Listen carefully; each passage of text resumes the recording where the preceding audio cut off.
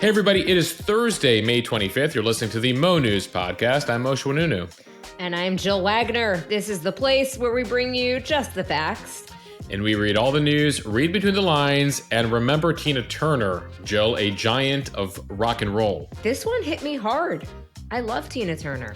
Yeah, it's really amazing when you go through the decades, and we'll remember her later in this podcast, just the hits over the decades and then her ability to relaunch herself in the 80s with many of the hits we remember from childhood. I mean, I remember my mom blasting it in the car as we were growing up, going to school, going to work, etc. And so I think it's one of those where, you always thought Tina would be with you. As you said, we'll discuss that a bit later in the podcast. For now, let's get to some of these headlines. The 2024 Republican race gets one more candidate. Florida Governor Ron DeSantis. We've been listening to his announcement on Twitter and have the highlights. South Carolina passes a 6-week abortion ban, what this means for abortion access in the South. Target is removing some of its Pride merchandise after intense backlash from some customers who confronted and threatened workers. The latest on a new paramilitary group of Russians fighting alongside Ukraine. Peloton's trying a rebrand, focusing more on its app and less on its bikes. And we say goodbye, of course, to the queen of rock and roll. Tina Turner has passed away at the age of 83. We're going to take a look back at her career. And Moshe has on this day in history. This is TV series finale week. We have a couple more shows that ended in the past couple decades. A little bit of Oprah. And I'll give you a clue with this sound effect. I have no idea what you're talking about. It might make sense. But I appreciate that. Thank you.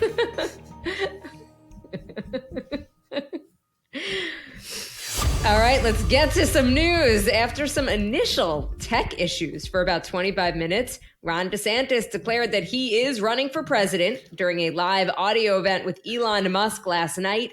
He is stepping into a crowded Republican primary contest that will test his strength against former President Trump, who does currently lead him in the polls by double digits.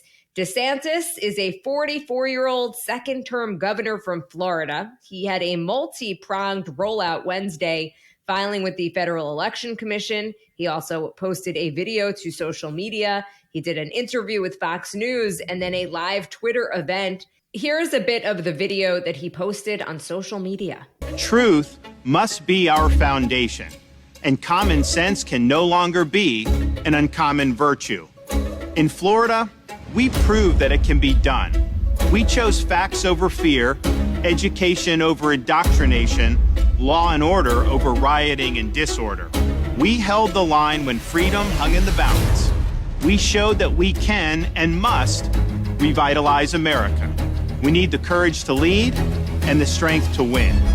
I'm Ron DeSantis, and I'm running for president to lead our great American comeback. He tried to discuss it even further in a first-of-its-kind conversation with Twitter CEO Elon Musk on the Twitter Spaces audio platform, but it crashed repeatedly, making it virtually impossible for most users to hear that announcement in real time in the first half hour.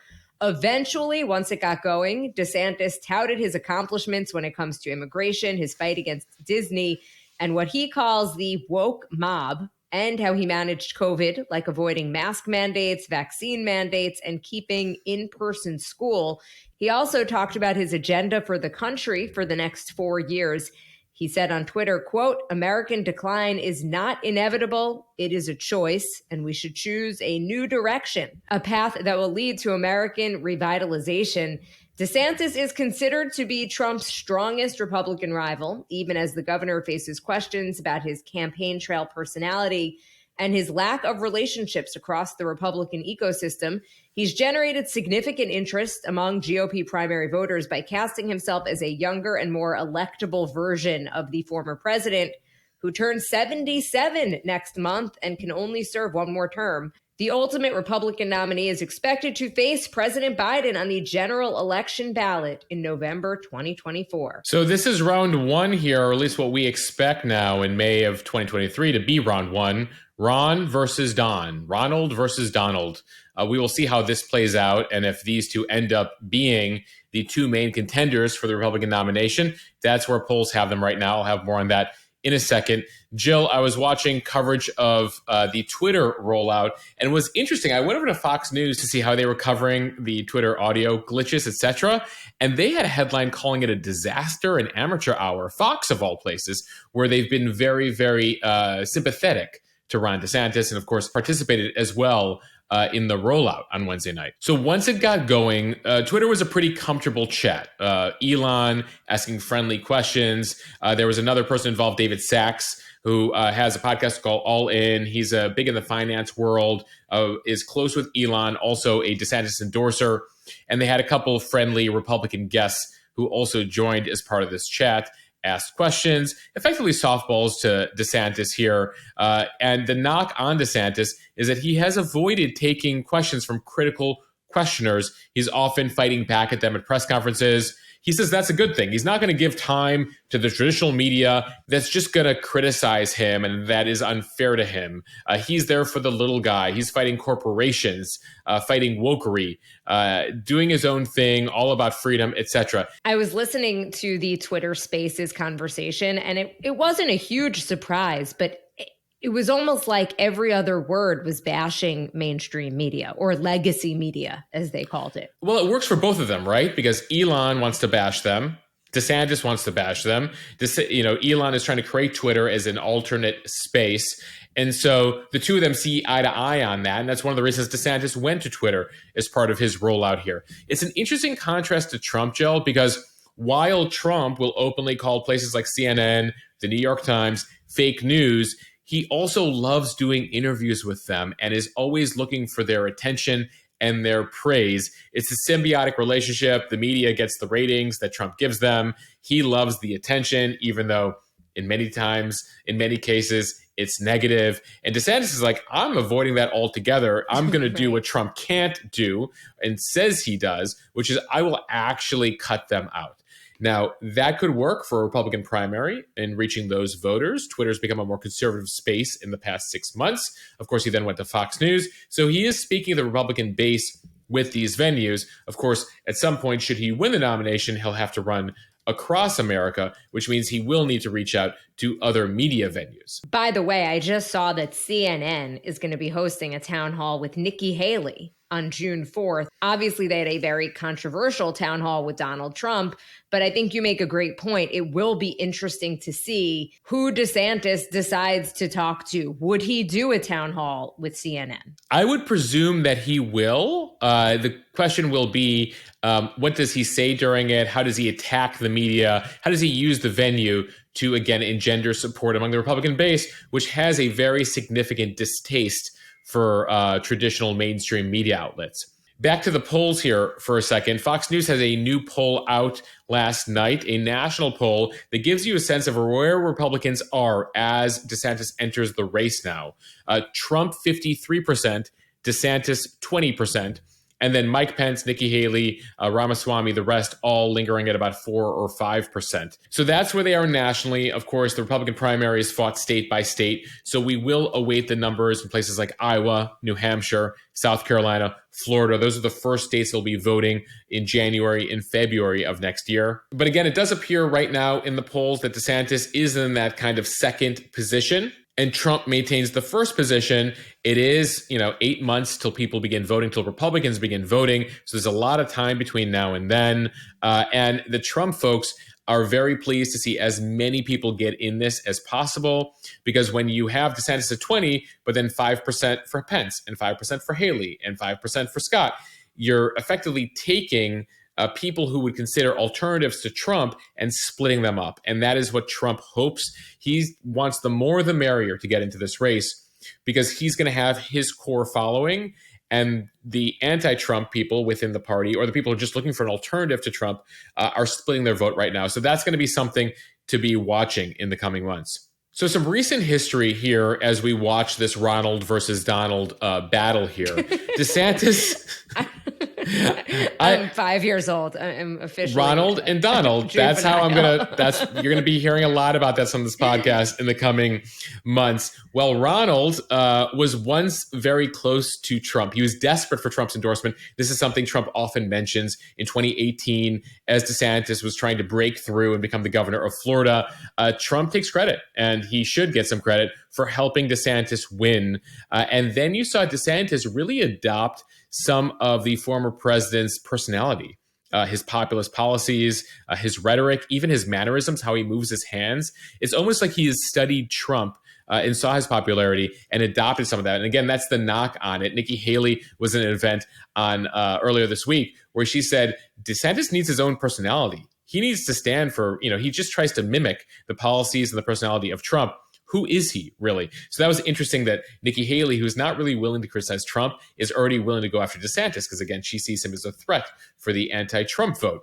Now, DeSantis will argue that he is more electable than Trump, who faces his multiple legal threats, those criminal charges in New York that we'll see go to trial next March. We told you about that on the podcast yesterday. And of course, Trump has presided over multiple national Republican losses, the 2018 midterms, the 2020 presidential election, and then, of course, the lackluster performance in 2022 that many Republicans, again, blame Trump for the candidates that he endorsed and for his messaging around that. So that's where DeSantis is making his argument. He's also going to say Trump only has 4 more years left. He's just out for revenge. He can't get anything done.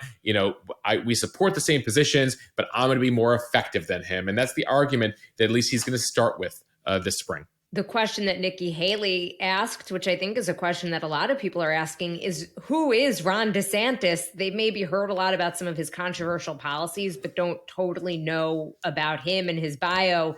We break down a lot of his policy positions and also a lot of his biography in the newsletter today. So definitely check it out. But really briefly, he is 44 years old. He is married. He has 3 kids. He went to Yale undergrad, Harvard Law School. He's an Iraq war vet. Lots of stuff I don't think people necessarily realize about him. Yeah, it's very interesting because he goes against elites, and yet he went to Yale undergrad and Harvard Law, which is interesting. And by the way, mimics a bit of Ted Cruz, who also has an Ivy League education, but again, is part of that Republican rhetoric criticizing elites.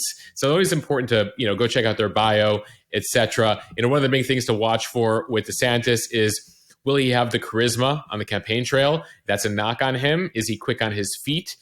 He's gone to great lengths as governor to avoid unscripted public appearances, too many exchanges, unscripted exchanges with the media. And so that's going to be tough to do on the campaign trail in the coming year and a half if he's able to make it out of the Republican nomination. So those are a few things you guys should be looking out for. All right, now to Tina Turner, the queen of rock and roll. She passed away on Wednesday at the age of 83. Her family says that she died peacefully after a long illness in her home near Zurich, Switzerland.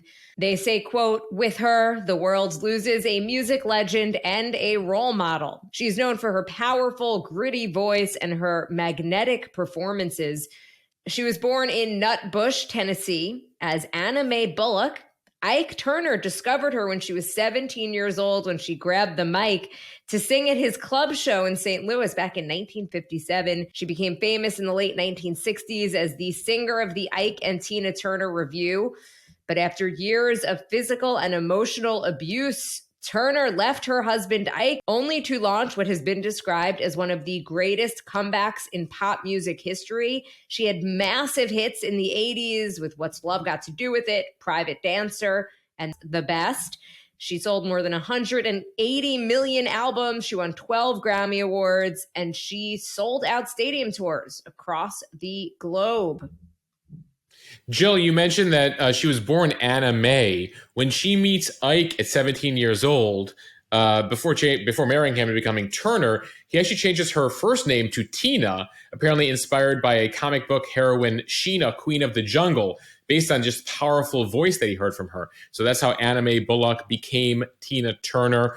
Some of you may have seen the film from the mid-90s, What's Love Got to Do With It? A fabulous movie that you should check out if you haven't watched it already. Angela Bassett plays Tina Turner. She was nominated for an Oscar for the performance.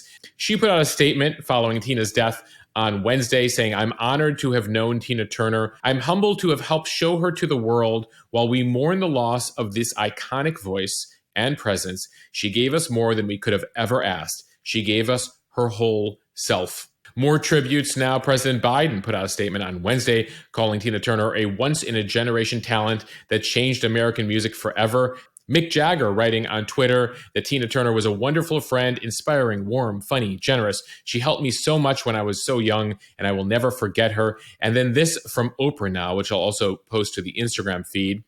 Oprah on Tina Turner. "She is our forever goddess of rock and roll who contained a magnitude of inner strength that grew throughout her life. She was a role model, not only for me, but for the world. She encouraged a part of me I didn't know existed. When she claimed her freedom from years of domestic abuse, her life became a clarion call for triumph. I'm grateful for her courage, for showing us what victory looks like wearing Manolos and a leather skirt.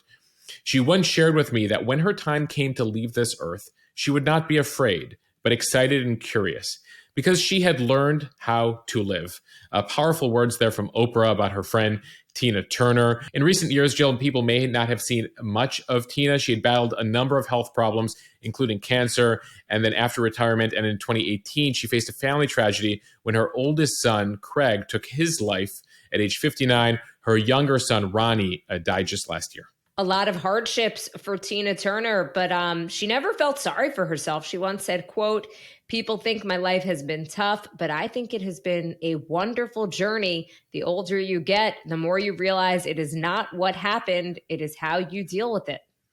Amazing, amazing words from Tina Turner. Such a loss, but she has left us with such incredible music.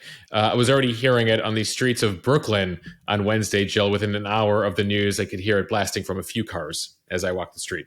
I thought you were going to say from a few bars, which I would have said, I really miss that about living in the city. You do get at least some kind of sense of community that you do not get in the burbs.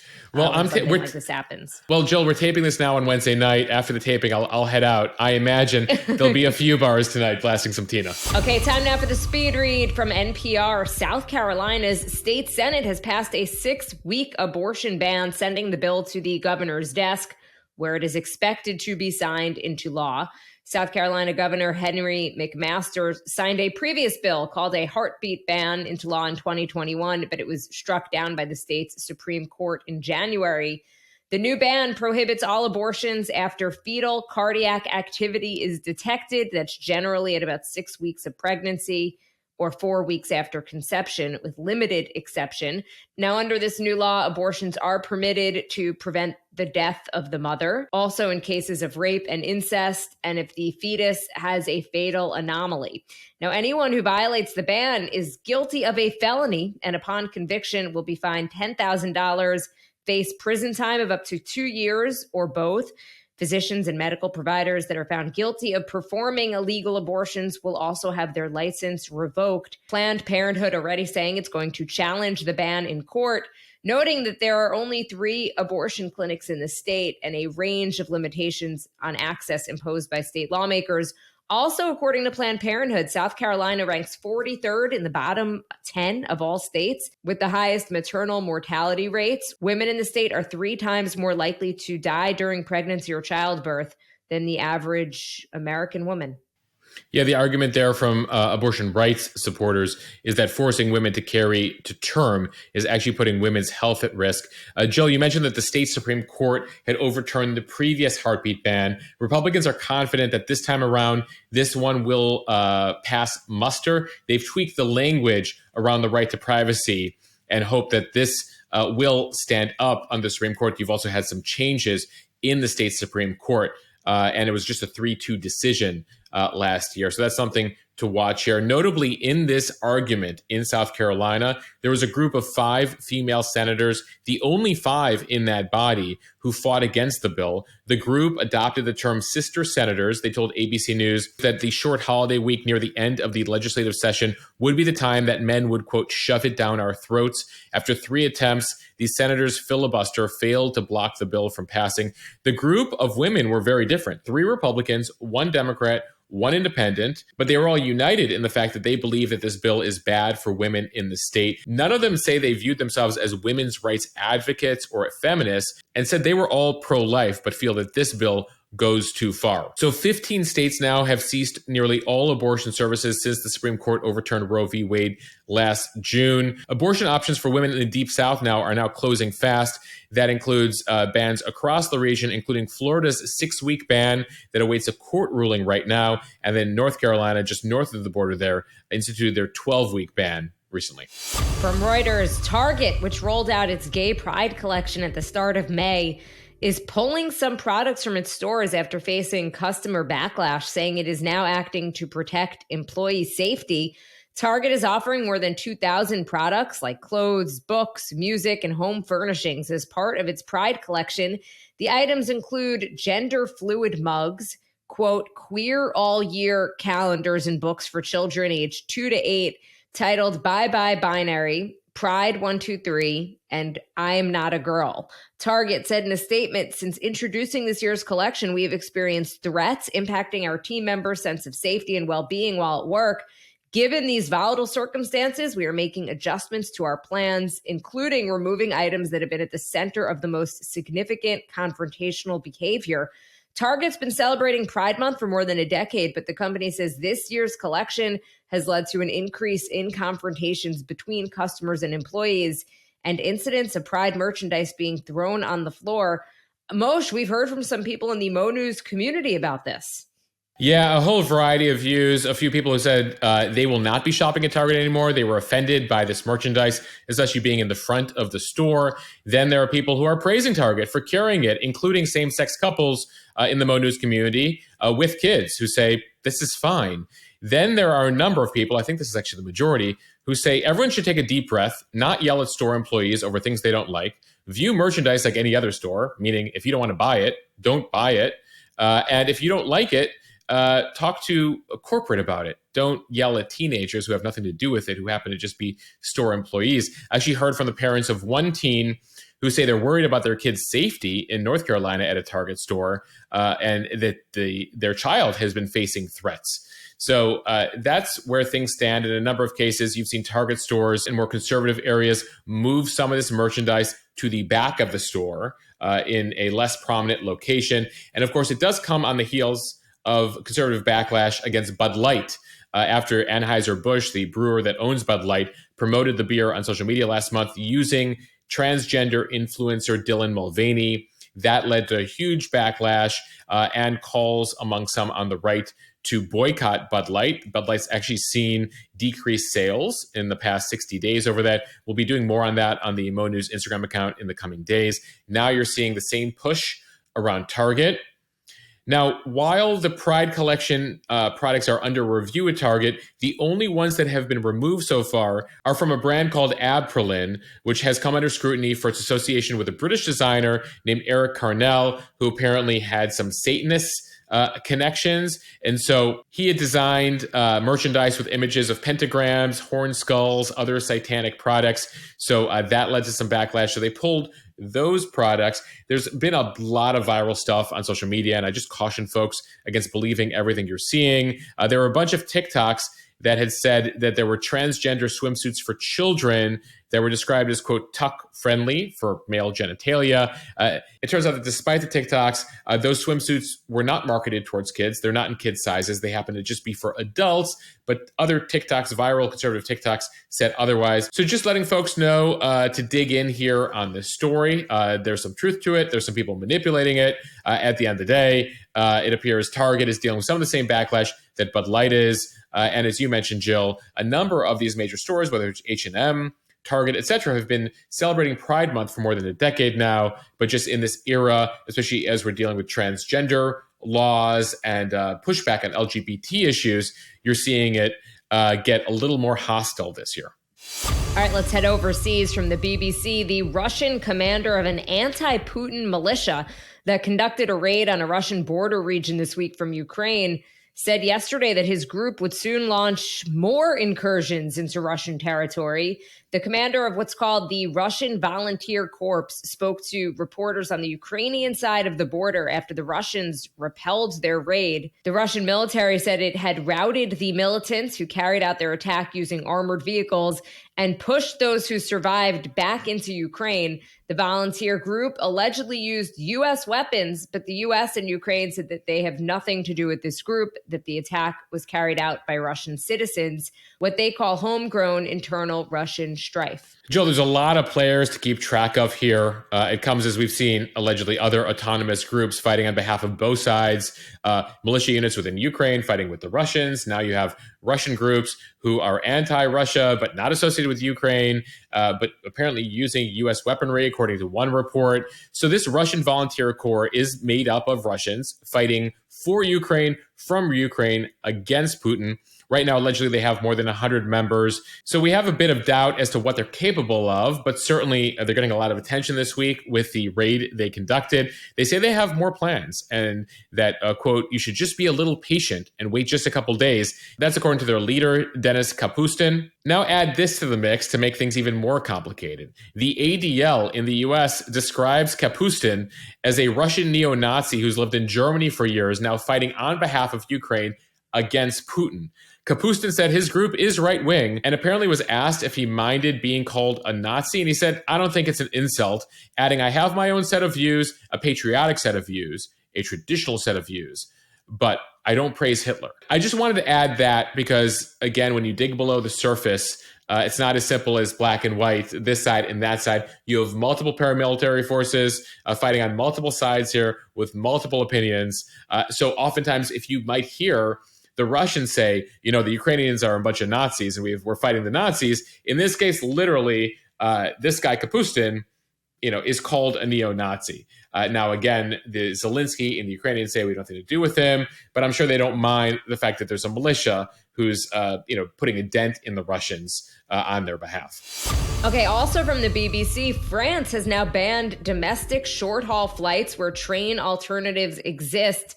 This is all in an effort to cut carbon emissions. The law came into force 2 years after lawmakers had voted to end routes where the same journey could be made by train in under 2.5 hours. The ban all but rules out air travel between Paris and cities like Nantes, Lyon, and Bordeaux, while connecting flights, though, are unaffected. Critics have described the latest measure as, quote, symbolic bans. Airline industry groups say that banning these trips will have a minimal effect on CO2 output and that government should instead support real and significant solutions to the issue. Airline groups would say that. The French government had faced calls to introduce even stricter rules. One climate group said, scrap all plane journeys where trains can take you 4 hours or less. That was reduced to 2.5 hours after objections from some regions.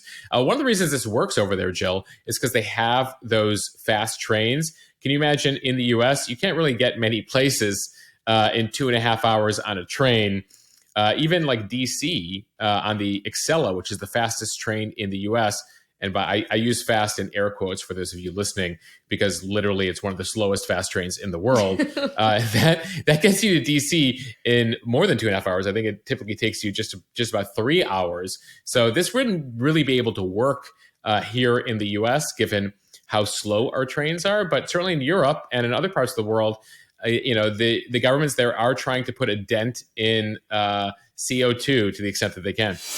Okay, now from TechCrunch, Peloton is revamping its workout app to offer users 3 different tiers, including a new free tier and an upscaled one that costs $24 a month. The company is looking to rebrand as a fitness company for everyone, as opposed to just being known as an in-home bike company. In terms of what's available with these tiers, there's various amounts of classes and access across various fitness categories, from strength, meditation, outdoor walking, yoga, and more. Peloton's revamped app also includes a new gym function that lets users take the app into the gym with them. And this is the first time Peloton's done something like this, in which workouts are actually written out and demoed in a supporting video and designed to be done at the user's own pace. Really interesting. Also worth noting that the new tiers are not substitutes for the standard $44 per month Peloton subscription. that is required for doing classes on the company's home equipment. Jill, did you get a Peloton in COVID like was trendy? I did, Moshe, and I used it, but I'm not the biggest bike person. But I love this idea now because I don't really use the bike, but I love the app, and I do a lot of their outdoor runs and yoga, and I actually do a ton of their classes. Yeah, I've done the yoga a few times. I also have family and friends that have used the app. It's interesting they're making this pivot. I mean, they certainly have struggled. Their stock has collapsed. They've had a few recalls on their bike. So they're clearly trying a new tack here. And the question is whether it'll work and just what the state of exercise is and gyms, home gym, studios, etc. post-COVID.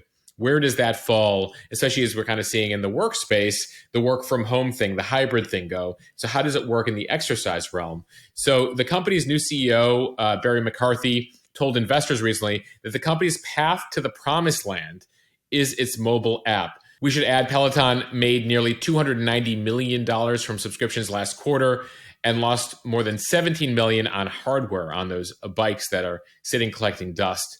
I know, Jill, people have had trouble even trying to resell them. They put them up and they're trying to get other people. Have you guys tried to sell your Peloton bike yet? No, because I think we're still convinced that we're eventually going to start doing it. we're still in that mind frame. It's a really good drying rack, I'm told by many people. All right, now time for On This Day in History. We begin in 1895 with Irish playwright Oscar Wilde, who was convicted on this day of a morals charge in London. The Irish playwright was sentenced for 2 years in prison. Jill, I visited Dublin a few years ago. There's some statues devoted to him. You might remember the portrait of Dorian Gray. We had to read it in AP Literature back in high school. That was one that I got the Cliff Notes for, Moshe. All right, let's fast forward to the 20th century. On this day in 1961, these were the words of President John F. Kennedy. I believe that this nation should commit itself to achieving the goal before this decade is out of landing a man on the moon and returning him safely to the earth. That was part of JFK's speech to Congress on this day in 1961. The U.S. would actually make good on that pledge, land a man on the moon by the end of the decade. They would fulfill that goal in July of 1969 with the Apollo 11 mission. Jill, I feel like there's so few times these days, at least in the past couple decades, where you can make such a big pronouncement, set such a big goal, and actually achieve it on time, on deadline. Moshe, I'm just trying to put myself back into the mind of somebody listening to that in 1961. It probably felt so far-fetched. And the fact that they did it in less than a decade is pretty incredible. Oh, it was incredible because at that time, people don't remember this because we actually got to the moon first. The U.S. did. Until 61, and even just a couple years after that, the Russians had beat the U.S. to every other space achievement. The first person in space, the first satellite in space, the first animal in space, the first woman in space. The Russians were literally ticking off every single first in space.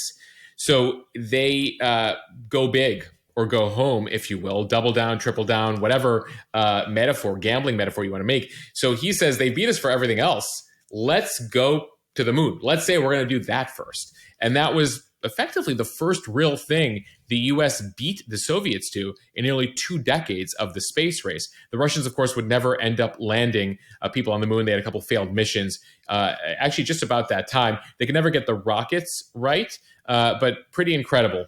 On that note about Russia, that's why I loved For All Mankind, which is a show on Apple TV. It was sort of this like alternative history about the space program. Highly recommend if you're interested in this stuff. Yeah, and by the way, that it also follows a more logical trajectory of what we saw at that time, which is the Russians would get to the moon first because they had done everything else first, and then how that would have changed American history. It's a very cool show. I still haven't completed. I think it's season 3 or season 4, Jill. I'm a little behind there, but I hope to catch up on that sometime soon. Speaking of space, fake space, Star Wars premiered on this day in theaters 46 years ago, May 25th, 1977. We actually marked a couple weeks ago, May 4th, May the 4th be with you. But the original George Lucas film actually premiered on May 25th. All right, from premieres to finales, a couple TV finales to mark this week. The series finale of Home Improvement aired on this day, May 25th, 1999, 24 years ago. Does the clue make sense now, Jill, at the top of the pod? So I never really watched that show, so that's why I didn't get it. What was the noise? So Tim Allen would make a noise as part of the theme song, and like this was part of his thing. He would be grunting, ho, ho, ho, ho, ho. And then in the theme song, it ends with him saying,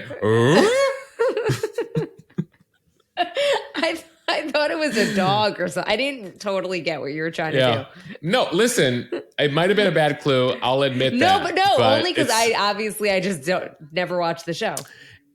It's hammered into my memory. By the way, speaking of ABC shows, we had been talking about TGI Friday earlier in the week, and I forgot to mention Boy Meets World. Somebody's like, Bush, you mentioned all the TGI Friday shows besides Boy Meets World. I was like, you make a good point.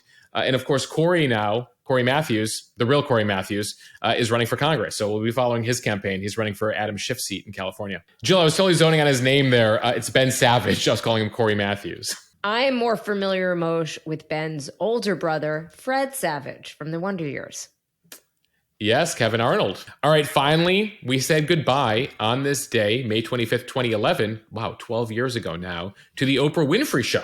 The long-running talk show helped make Oprah one of the most influential, richest women in the world. Jill, of course, she didn't need the talk show anymore. She's launched O Magazine, the Oprah Network. I mean, she's bigger than just that talk show. And she continues to wield a lot of influence and still command a lot of attention. Had the opportunity to work briefly with her when she was doing some 60 Minutes stories for CBS over the course of the past couple of years when I was there. It's funny that your reaction is that you can't believe how long ago it was, whereas I feel like she was on TV so long ago. I would have actually thought that it was even further back that the show ended, just because I watched her show every day. For me, it was must-see TV, and I feel like I haven't had that in my life for so many years. Of course, Gayle King was always just Oprah's best friend, and now Gayle King has an amazing career at CBS. Right, Gayle would go on to have her own talk show, then go to fill in a Morning Joe, then head over to CBS. I had a great opportunity to work with her. I'm also very thankful to her. She, with the team there at CBS, put out a welcome message, a congrats message for the baby this week. So thanks to Gayle and the team over there. But yeah, and then obviously Oprah, beyond Gayle, gave us Dr. Phil. Gave us Dr. Oz. I mean, there's a whole ecosystem of people who Oprah would introduce us to. And as an aside, I hope that your future baby looks at that video one day and realizes how cool it is that all of those people did that for him or her. Let's hope so. I just want a healthy, happy baby, and maybe in a baby they'll appreciate the video that got put out. They'll be like, "What? There was network television shows? What were those back then?" They're going to grow up in a completely different media era, you know? Totally. My daughter only talks about YouTube at this point. It's crazy. All right. We could go on, but we've got to go. We want to thank everybody for listening to the Mo News podcast. Follow us and subscribe so you don't miss an episode, and review us in the App Store so we can continue to grow. And stay tuned later today if you're a Mo News Premium member for a special podcast Alex and I put together talking about, our personal news, the pregnancy, etc. We also do a live gender reveal. We found out the gender while we were taping the podcast. So stay tuned for that on the premium feed later today. If you're not a premium member, I wanted to ask you, how did you find it? Did you just have it in an envelope and you opened it? We had gotten an email with the blood work, with the result. It was an attachment. And literally while we're taping it, I won't give away too much of the pod. We basically make the decision during the podcast that let's open it. Let's do this. And so we record as we're finding out. Very cool.